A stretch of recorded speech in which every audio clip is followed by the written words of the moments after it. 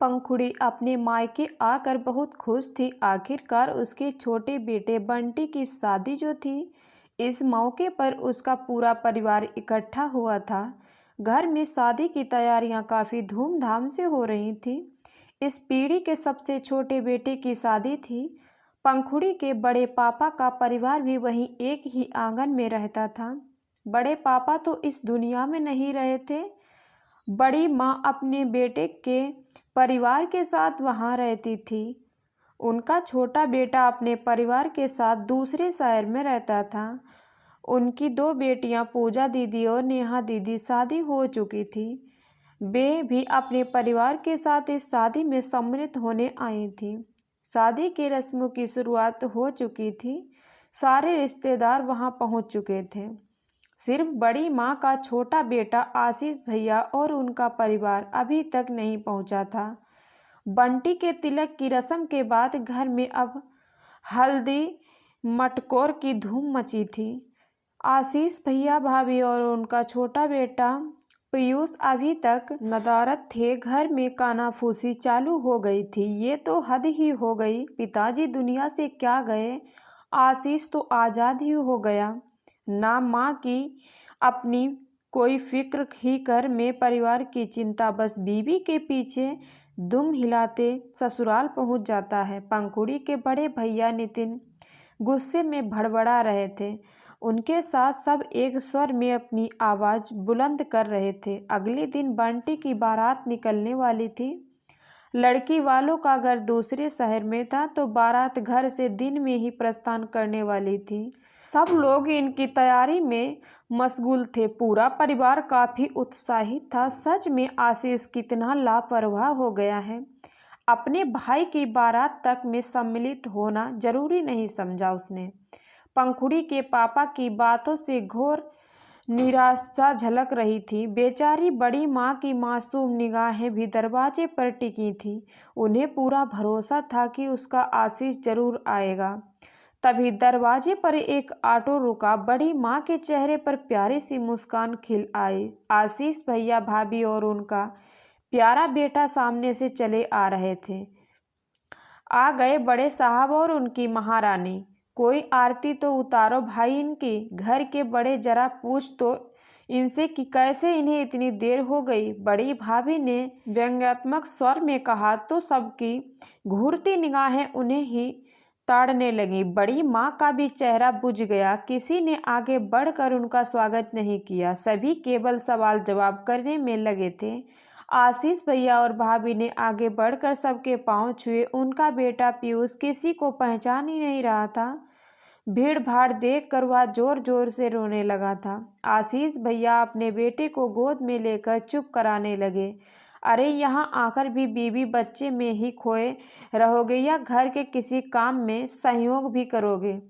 घर से दूर रहेंगे तो बच्चा भला किसी को क्या पहचानेगा? थमाओ उसे अपनी बीवी के हाथ में और बाहर आकर हमारा हाथ बटाओ, बड़े भैया ने बड़ी रुखाई से कहा। वो भैया बिम्मी, आशीष की पत्नी की तबीयत ठीक नहीं है, तो बच्चों को कैसे संभाल पाएगी?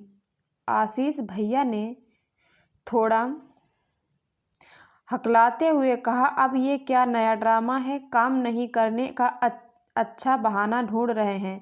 तुम्हारी पत्नी ने कम से कम अपना बच्चा तो संभाले। बड़े भैया ने छोटे भैया को फटकारा, तो बाकी लोग के साथ पंखुड़ी भी मूक दर्शक बनी खड़ी रही। बड़े भैया के आगे किसी के बोलने की मजाल नहीं होती थी। आशीष भैया ने अपनी पत्नी के हाथों में बच्चों को थमाकर तेजी से बाहर की ओर निकल गए। छोटी भाभी चुपचाप बच्चे को गोद में लिए घर के कोने में दुब कर बैठ गई। उनकी आंखों में आंसुओं की झिलमिलाती बूंदों को देखकर पंखुड़ी से रहा ना गया। भाभी, आपको क्या हुआ है? आपकी तबीयत ज़्यादा खराब है क्या? आप यहाँ अकेले में चुपचाप क्यों बैठी हैं? लोगों के तानों से भावसून छोटी भाभी को देख पंखुड़ी ने पूछा। बाबू, मेरी तबीयत बहुत खराब थी। मुझे लू लग गया था। मैं 3 दिन से अस्पताल में भर्ती थी। उल्टी और दस्त रुकने का नाम ही नहीं ले रहे थे। अन्न का एक दाना भी मुझे पच नहीं रहा था। आपके छोटे भैया ने डॉक्टर से अस्पताल से छुट्टी की बात की तो अपने रिस्क पर मुझे छोड़ गया, इसीलिए हम आज पहुंच आए। यहाँ घर में फ़ोन की सुविधा भी नहीं है कि घर वालों को हम कुछ सूचित कर पाते। इतना कहकर भाभी पंखुड़ी का हाथ पकड़ कर रोने लगी। कमजोरी के कारण उनके मुंह से ठीक से आवाज़ भी नहीं निकल पा रही थी। उन्हें रोता देखकर उनका बेटा भी जोर जोर से रोने लगा। छोटी भाभी की तबीयत सुन पंखुड़ी हतप्रभ सी, ओहो, बिना कारण जाने लोग बहू को कितना गलत समझ बैठते हैं। घर का बेटा भी अगर अपनी बीवी के लिए मुंह खोलना चाहे तो उसे डांट कर चुप करा दिया जाता है। गहरी सोच में डूबी थी पंखुड़ी। आपको भी विश्वास नहीं तो इसे देख लीजिए। पंखुड़ी को चुप देखकर छोटी भाभी ने अस्पताल के पेपर उसके हाथों में थमाते हुए कहा, नहीं ही नहीं भाभी, ये कागजात मुझे मत दिखाइए प्लीज। पंखुड़ी की आंखों में आंसू छलक आए। भाभी, आप कुछ खाएंगी? कुछ तला भुना तो नहीं खा सकती? बाबू, अगर थोड़ा चूड़ा दही खा लेती तो शरीर में जान आ जाती। मैं भी बंटी के परीक्षण की रस्म पूरी कर लेती। भाभी ने पंखुड़ी से कहा। हाँ हाँ जरूर भाभी, कहती हुई पंखुड़ी उनके लिए खाना लेने चली गई। दोनों की गुफ्तगू देखकर घर वाले पंखुड़ी से कहने लगे, महारानी का रोना खत्म हो गया हो तो कहो थोड़ा नेग चार में शामिल हो जाए। गेस्ट बनकर आई है। फूल कुमारी बहुत बीमार है भाभी। लोगों के ताने सुनकर पंखुड़ी ने चिढ़ते हुए कहा, अच्छी ड्यूटी मिली है तुझे, कर ले छोटी भाभी की सेवा, और अगर थोड़ा फुर्सत मिल जाए तो जरा बंटी पर भी ध्यान दे, उसकी शादी दोबारा नहीं होगी। पंखुड़ी की माँ ने लगभग चिढ़ते हुए कहा, हद हाल है, कितना चिढ़ते हैं लोग, नफरत करते हैं लोग घर की बहू के लिए। बेचारे ठीक से बोल भी नहीं पा रही है। सब उसकी बीमारी का कारण जानने के बाद भी उनसे चिढ़े हुए हैं। क्या पैसों से ही इंसान की औकात तौली जाती है? अगर शादी के बाद छोटे भैया की नौकरी छूटी तो बेचारी छोटी भाभी का क्या कसूर? उसे तो गर्भवती अवस्था में जबरन मायके भेज दिया गया। उसने बेचारगी के बाद तब तक ससुराल का मुंह नहीं देखा जब तक छोटे भैया की दोबारा नौकरी नहीं लगी।